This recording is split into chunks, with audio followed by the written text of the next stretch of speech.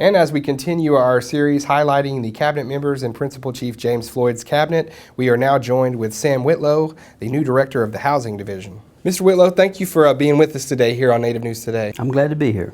Well, for you, really, it's a little bit of deja vu. Of course, back in, I think you said around 92, being in the compliance department at Mvskoke Creek Nation Housing.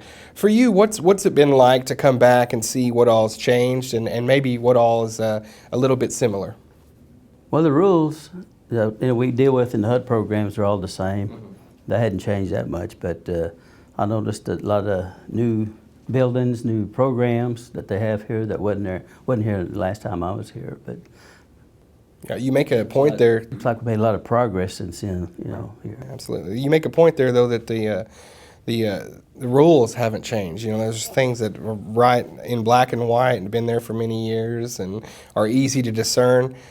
Why do you think it is, or in your opinion, it's things kind of get out of compliance sometimes, maybe in our case? Some of the tribal policies that we have, they haven't been updated since 2005, I believe. So we need to update some of those policies to get up to the current situations that we run into now, which we didn't before. Are you in the process of getting those? Yeah, I'm reviewing all those different programs and different policies that we have at this time. When you look into it as well, we've reported on some things here in the last year or so where there were waivers, things of that sort. Back in your experience when you were, when the compliance office, was that ever something that was permissible or even thought of? Was the waiver process there? Well, the time I was in here, we never did do any waivers during my time because I was in compliance, and back then Mr.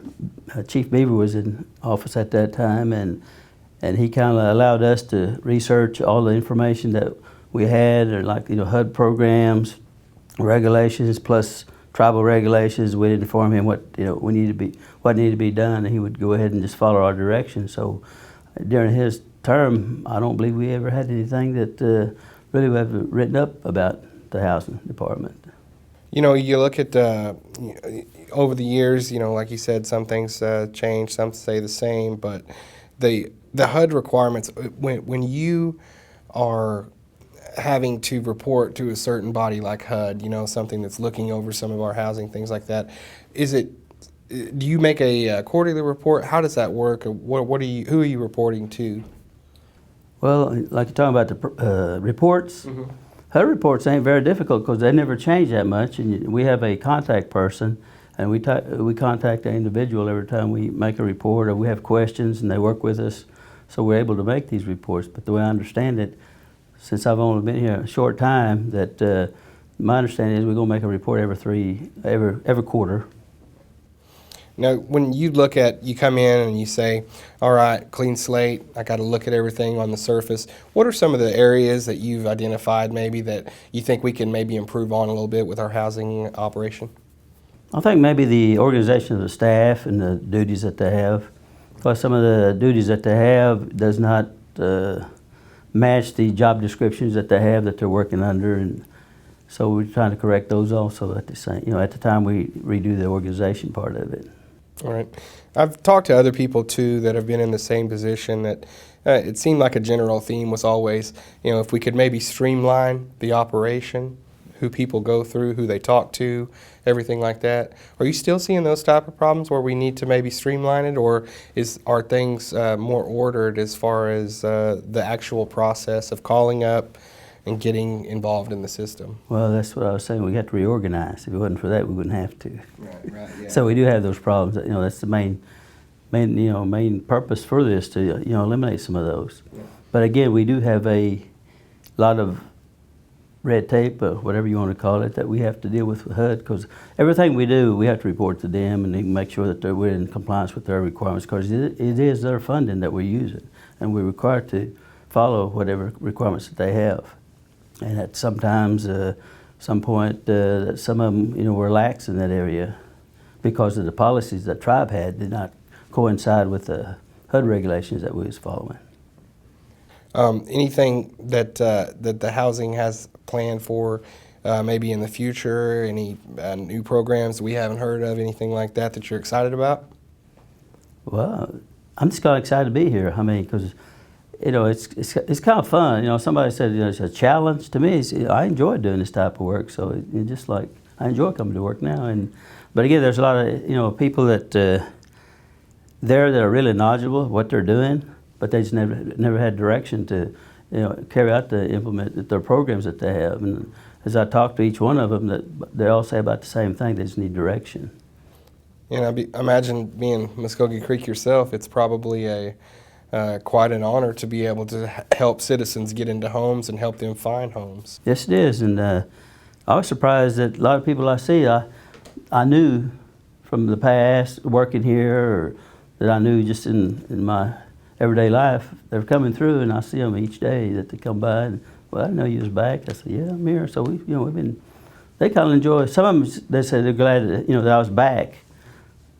So I don't know what kind of impression I left with them in the last time, but evidently it wasn't too bad. Yeah, we all hear as citizens and everyone out there about the waiting list, to get on in the program, and you're on it. Maybe some say, oh, my mother's been on there for several years.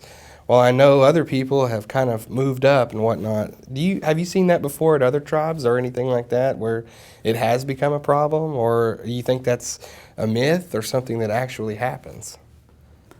I really couldn't answer that because I've never done it. So, right. Matter of fact, I even got with the staff that are preparing the waiting list, and I talked with them, and they gave me a list of what we had. We have a little over 400 people on the waiting list. So if we can do 40, 50 houses a year, if you're even 200, it's still going to be 4 years before you can get up to the top.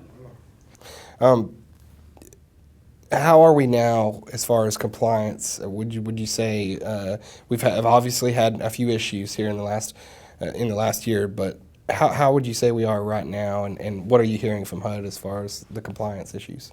Well, matter of fact, I talked to Wayne Sims, director of HUD out of Oklahoma City, yesterday. And he was kind of he said he was glad to see me back because we've worked together before, and he was an executive director when I was, and we kind of grew up, doing these type of programs. And I was talking to him, and he said that he didn't believe that we really have any problems, that we can probably work it out.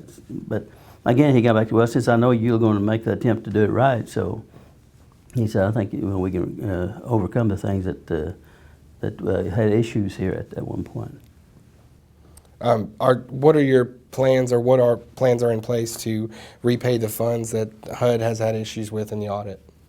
I really couldn't address that right now because we did respond to their findings, and we were waiting for them to respond back to us to tell us exactly what the amounts were, because my understanding is some of those findings, we were able to answer some of those. So I don't know if it's going to be the same type of findings when it gets back to us again, so that's what we're waiting on at this time. Do you have any thoughts on how we maybe shorten the amount of wait time, or maybe, more than 40, 50 homes a year, as you mentioned? Is there any way we can do that?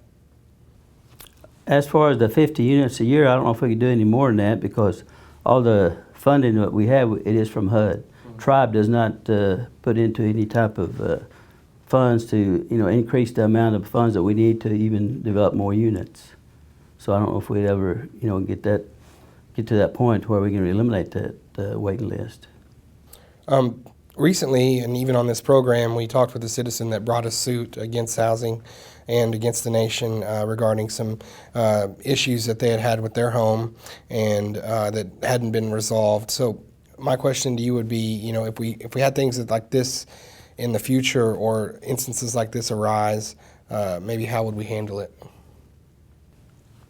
Well, I'm not too familiar with the issues you're talking about, but I know we've had some issues where they're saying that we don't come back and maintain the units that we provided them. Mm-hmm. But again, when they come into the program, they sign an agreement saying they're going to maintain those units, and that's their agreement they signed. And a lot of those tenants aren't doing that, and then they're blaming the tribe for not doing that. But HUD says they're supposed to be responsible for it. What would you like citizens to know about yourself in this role, and some of the things you'd like to accomplish? I'd like to leave with people thinking I was fair with everyone. And I think that's the biggest complaint we hear, or concerns is that they wasn't treated fair. And so far I've had a open door policy, which I always have, and I have people in my office all day. Sometimes I can't even go eat lunch, but again, they drove all the way to my office to talk to me about their concerns, so I don't know why I shouldn't, give them a little extra, time to, listen to each one of them. So that's what I've been doing. So that way, that's the only way I can learn what's out there is talking to the people that have these issues and concerns that they come in and talk to us. All right. Well, thank you so much, Mr. Whitlow, for sitting with us today, talking about some of these issues and talking about your plans for the future. And we wish the best of luck in your position there. Thank you.